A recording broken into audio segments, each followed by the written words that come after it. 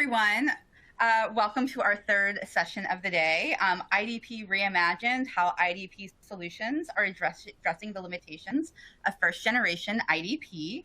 Our speakers are Brad Cordova, the founder and CEO of SuperAI, and Manish Rai, the VP of Marketing, SuperAI. I think it's safe to say we saved the best for last, so I'm going to hand things over to Manish and Brad. Hi, guys. Hello, everyone. Thanks for having us. Thank you for having us. For those who don't know me, my name is Manish Rai. I'm VP of Marketing at SuperAI. I've been in Silicon Valley for around 20 years and living automation 5 years for over the last 5 years, 3 years at Automation Anywhere, a year at Appian, and now at SuperAI. So when you look at the industry, in the intelligent automation market, RPA took off, and you look at RPA, it has been taking care of mostly structured data out there. However, when you look at all the available data out there, there's 175 zettabyte of data from estimates out there. That is 10 to the power of 21, 1 followed by 21 zeros. That's a lot of data. And according to most analysts that you probably have heard, 90% is unstructured. So we have only scratched the surface of unstructured data. And it's the unstructured data that's growing exponentially. If you look at the bottom, the straight line, that is how structured data, it has more growing at a steady pace. So there's a huge opportunity out there. I mean, if you can make sense of this unstructured data, you can dramatically transform your customer experience. You can dramatically lower your costs. On the other hand, if you don't take advantage of data, there are nimble startups sitting there looking to disrupt every little segment of the business out there. So coming back to the topic of today, where we're going to be talking about how next generation unstructured data processing or IDP solutions are addressing limitations of first generation. We saw that once we started taking care of most of the structured data with RPA, a new crop of intelligent document processing solutions started showing up about 5 years ago. The first version of these solutions actually simply put a new modern user interface on top of OCRs. They added some machine learning on top of it.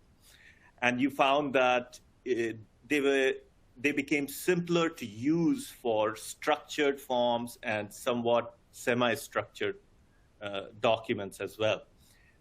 They still had some limitations. So for shared services organizations looking to bring AI, you're still faced with a challenge of that you have to find a different point AI solution to solve every problem. If you may need IDP for documents, what about all the other data types, images, videos, etc.? You might need another solution for them. If you want to redact information need another type of solution, each with its complex sourcing, procurement, training, and setup mechanism. The second area we found where IDP and solutions were lacking was in exception handling. They worked well when the document types were limited and you have limited variability. But the fact is, when you're handling invoices and purchase orders, you're getting new types of invoices, purchase orders all the time. And then, the models, AI models that have been trained, they start drifting and your accuracy rates start changing and going down over time. So there's a lot of burden in exception handling. And often you have to find your own people to train those initial models by labeling the data initially during setup. And then you may have to have your own validators when the confidence is low. You route the document for somebody to validate that information, and you have to find those people, train those people, manage that workforce, and it is expensive and time consuming. And at the same time, you need to be constantly tuning the systems, because when you look at the next point, no outcome guarantee. Most of the early solutions that used AI, they'll expose a confidence score to you. You have a confidence level or confidence score for the page, document, or at the field level. So now it's left up to you. Should I input 80% confidence level to get the desired outcome? What happens at 85? So we found that a lot of people had to experiment with these confidence interval, had to be constantly tuning to figure out till they got the right level of results. It's time consuming, it's complex. And when humans were involved, it was a very simple interface. You sent it to a human, and it was lacking a lot of gamification that people expect today to keep the remote workforce engaged. Escalation mechanisms if somebody is not responding within a given period of time, there was no escalation mechanism built in to make sure we can guarantee a result in a limited amount of time. So those were the limitations. And I think that's why SuperAI recognized that as an opportunity, and Brad and team started and trying to start tackling this and building data types, not just documents. So with that, I'd like to turn it over to Brad to talk a little bit about what SuperAI is and how it's different, and also to show you a demonstration of our platform. Thanks, Manish, and thank you for joining today. I'm Brad, the CEO and founder of SuperAI. Just a quick background. So I did my PhD at MIT in symbolic AI and machine learning, and then I founded another AI company. We got it to unicorn status and sold that last year. And so I've seen the AI space from academia, from industry, and I think it's not difficult. Well, I guess it is. It's not difficult in retrospect to see patterns that are successful and patterns that aren't. And so we've encoded those in the SuperAI platform to take IDP to the next level. So what are these things? So I'll go over them in slides, and then we'll jump into demo. And if you have any questions, obviously feel free to jump out. So the first piece of what you need in this next generation IDP solution is a unified AI platform. So if you don't have this is like not having your iPhone in 2022. Previously, if you wanted a calculator, well, you go buy a calculator. If you wanted something to play music, you'd go buy a radio. Whereas now all these things are in our phones, right? And so it's the same idea for AI. Why would you go buy a bunch of separate things when you can have a unified platform? And it's even easier in the field of AI because if you had a Venn diagram of the overlap between applications, it's huge. And this is the first time in history that we've had a technology where you train, you validate. I was a physicist, and every experiment in physics needed a totally different experiment. You would have to invest millions and millions of dollars and sometimes billions of dollars to do that. Whereas every AI model has the exact same experimental framework. It's amazing. So the first piece of this unified AI platform that we built is any application. So as Manish said, you can do document extraction, redaction, classification, transaction enhancement. We have this app store of hundreds of different applications, which all share a very similar infrastructure, basically identical. So you have any app, but then you have any AI. So the world of AI is changing so fast, unbelievably fast every day. It's sometimes hard to keep up. And so if you tried to create the best machine learning model, and even if you succeeded, probably tomorrow or the next week, somebody is going to come up with something better. And so you need your platform to keep up with this fast-paced change in the world of AI. And so our platform allows you to use any AI, whether it's, let's say, Google, AWS, Microsoft, an open source model, internal models that you built, or we can build custom models. We have a large partner network, but you want to be able to use any AI, and we make this easy. And then finally, any data type.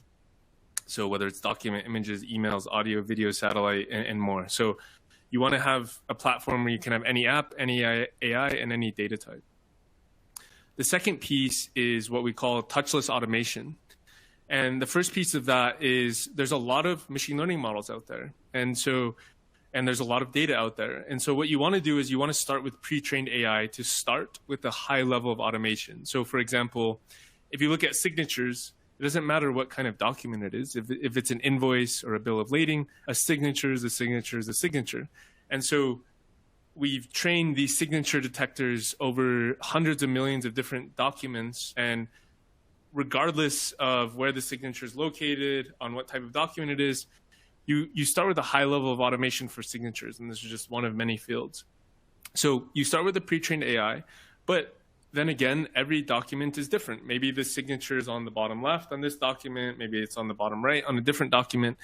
And so if you only had pre-trained AI, well, of course, you can start with a high level of automation, but you're capping yourself out too low because you're not learning the specific information about your document. And so the second piece is we have these composable AI, which can take these pre-trained AI or other AI, and it's a massive neural network that learns the specifics of how things are laid out on a document, for example, and allows you to get a really high level of automation over time. So pre-trained AI allows you to start with a high level of automation, but it reaches a ceiling. Composable AI takes you to the next step and customizes it to your exact documents. And this allows you to do what we call automatic automation. And this allows you to automatically go from humans in the beginning to close to 100% AI eventually, with built-in exception handling, labeling, validation, all the infrastructure that comes along with it. And our customers love this because you don't need to hire rare, expensive PhDs to get this done. This happens automatically. And then finally, we have the quality, cost, and speed guarantee. And so you may notice that this isn't just the quality guarantee, it's just not a speed guarantee, it's all of these at once. And we find this to be very important. And this starts with 150 plus quality assurance mechanisms. So we check data quality. If you have trash in, then you get trash out. We look at worker quality, task quality. I'll show you an example of this later. And then we have routing and combining. So this is really important because AI is good at some things. Humans are good at other things. Software is good at other things. And so it's a false dichotomy, or I guess trichotomy in this case, to say, I'm only going to do this with AI because it's good at some things, but humans are just great at other things, and software is good at other things. And so we use all of these at the same time. We route to different workers of different species, and then we combine them again. I'll show you an example. And then the third point is a digital assembly line. So Henry Ford taught us not to just build a car at once because this is slow, it's air prone, and it's expensive. He taught us to break the building of things into small steps. For example, one task could be putting a wheel on a car, another is putting a mirror on a car, etc. And so the same thing holds true in the digital world. And we have different affords that make this even more powerful. So those are the three things that make SuperAI different. So the unified AI platform, touchless automation, and quality, cost, and speed guarantee. So let's just jump into a demo to make this more concrete. So I'm going to share my screen here. I think it takes a while to share, so I will just wait a second. And what I'm showing you here is a data extraction, a document data extraction application that's built on this platform. Of course, there's many different applications in the marketplace, but I will choose this one for now. And so the first step of any application, we also call them data programs, is to customize which fields you want extracted. And so, as I mentioned, with these pre-trained models, we have pre-trained documents. So for example, if the system classified this as a bill of lading, then by default, it would extract things such as company, the agent number, the signature, and all of these things represent a pre-trained model. And then this bill of lading represents the composable AI, which has been trained on many different bill of ladings, or if it classified as a warrant, it would extract the warrant number, the police report number, etc. So we have claim forms, we have hundreds of different documents which are pre-trained. And of course, if you don't want to use this, you can delete that. You can add new pre-trained model fields, or you can add custom model fields and upload a model for that, but we'll just use this for now. Okay, and then the second piece of this is, as we mentioned, in this industrial enterprise grade AI, you want to guarantee the quality, cost, and speed. And so the first step we do is set the bounds of what's acceptable for our project. So I don't know, let's just say I want a minimum accuracy of 93.7%, and that's fine for me. So what I'm gonna do is filter the system, and our system will route and combine and do all these things in such a way that it'll at least be above 93.7% quality. And then you can filter the rest. So maybe I care more about time. So I want to filter the workers. And again, we have AI workers, software workers, human work. We have a crowd around the world. We have partners who can do that. You can integrate Google models, etc. But maybe I want to sort by cost. And so I want, as long as it's over 93.7, I want the cheapest thing. Or maybe you don't know exactly how you want to filter it, but you just say, okay, well, I care, let's say, slightly more about cost and then about time. So you can filter in a more fuzzy way, and we can filter that. So I will just choose this one for now for the sake of moving forward. And I will just start processing. And what we'll do here is look at the interactive view, open up the kimono, and see how this happens behind the scenes.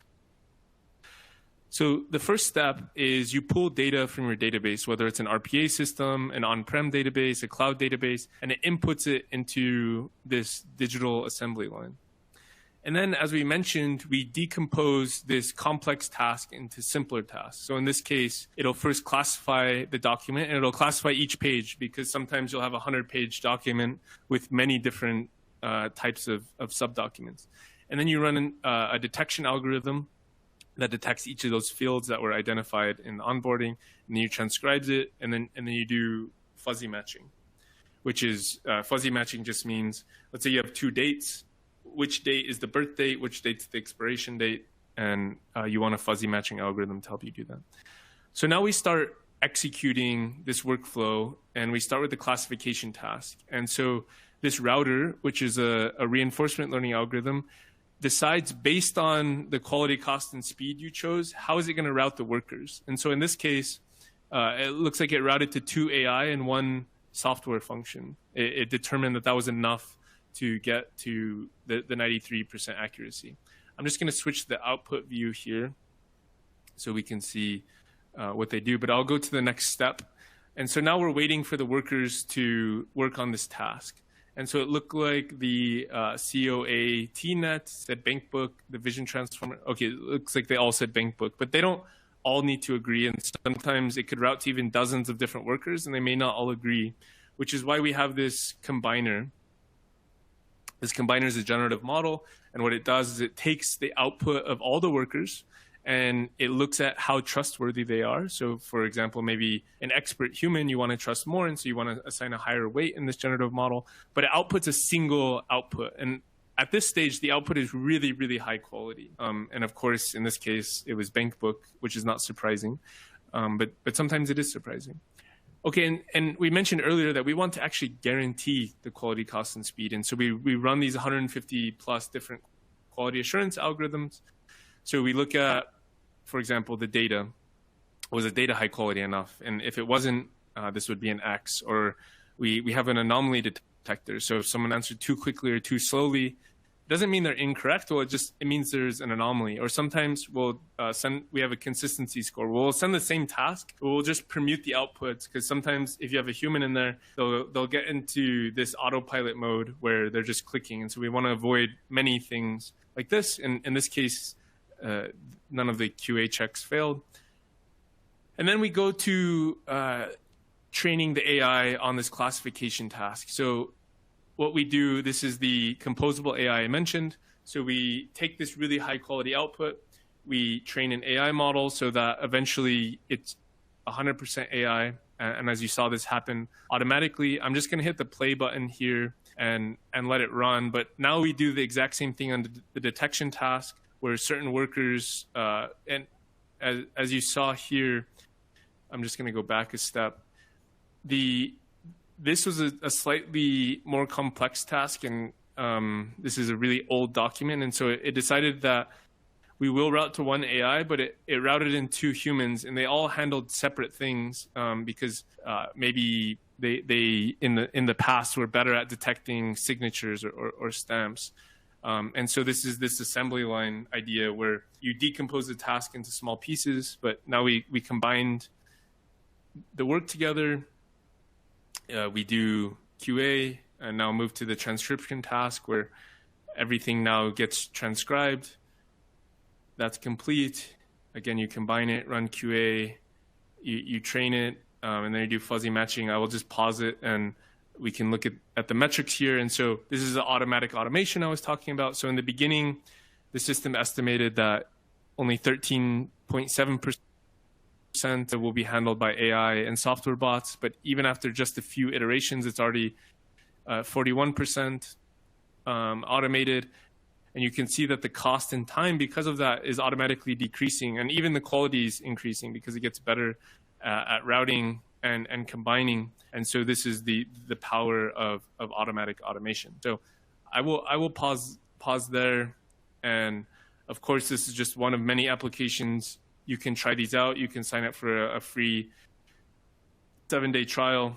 There's many applications you can do. And with that, I will turn it back over to Manish. Thanks, Brad. What you saw is what's happening under the hood.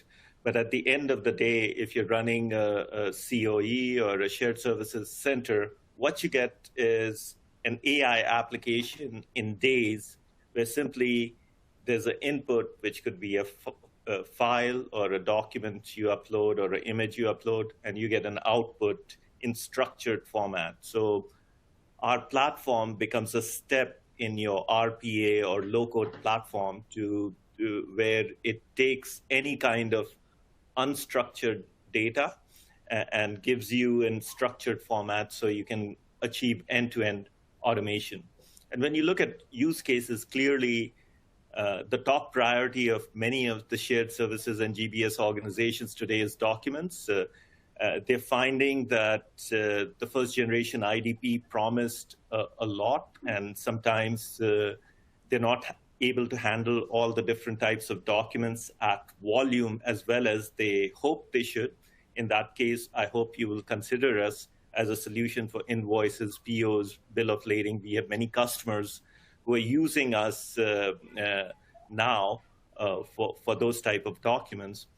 And once you move beyond documents, you find there's a lot of different type of emails, be it customer service, help desk, case-related emails. And when you move into specialized areas such as banking, there could be interbank settlement.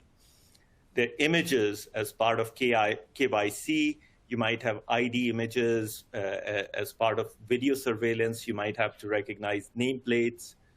We are seeing a lot of use cases in terms of visual inspection. So if you want to look at expand the scope of your GBS and serve more of the business units inside your organization, be it in supply chain and in manufacturing, where a lot of visual inspection is involved, we can take images, determine cracks in boilers, determine rust, or even visual inspection related documents. Sometimes those documents that come in have some are handwritten in various formats, and those processes, inspection processes, can be made much more streamlined.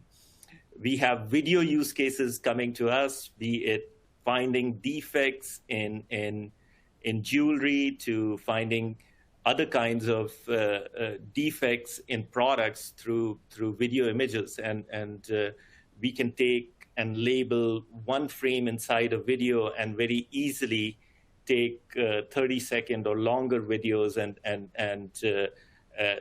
train it very quickly to identify those defects, and so on and so forth, audio and text files as you move beyond that.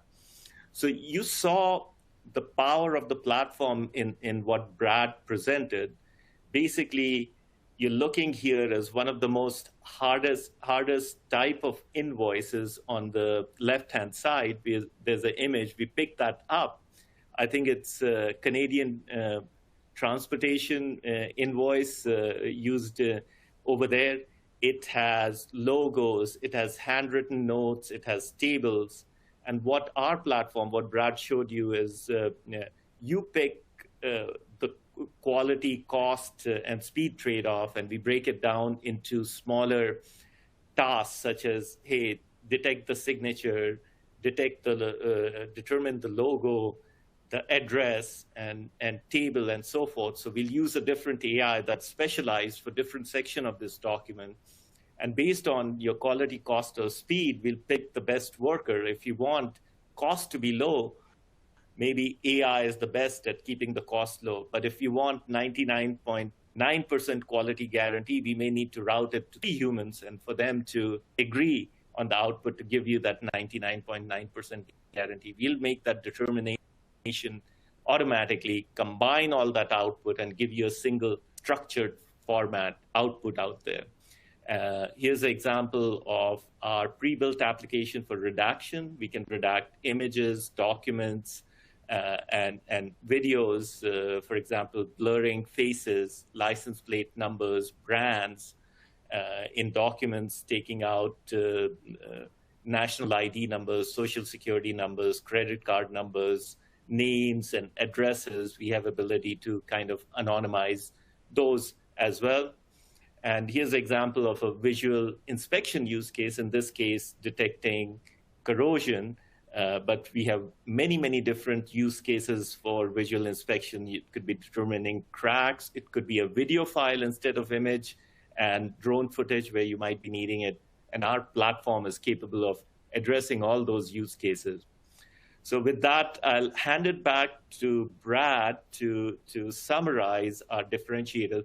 One thing, Brad, I do want to point out before I hand it over to you is a lot of these IDP platforms out there, one thing they're lacking is a crowdsourced workforce that can help you train your AI, label the AI data that you have, or train your models, and then all the sophisticated gamification built in to keep the crowdsource engaged, the escalation built in. If your crowdsource worker is not available, we can escalate to another worker.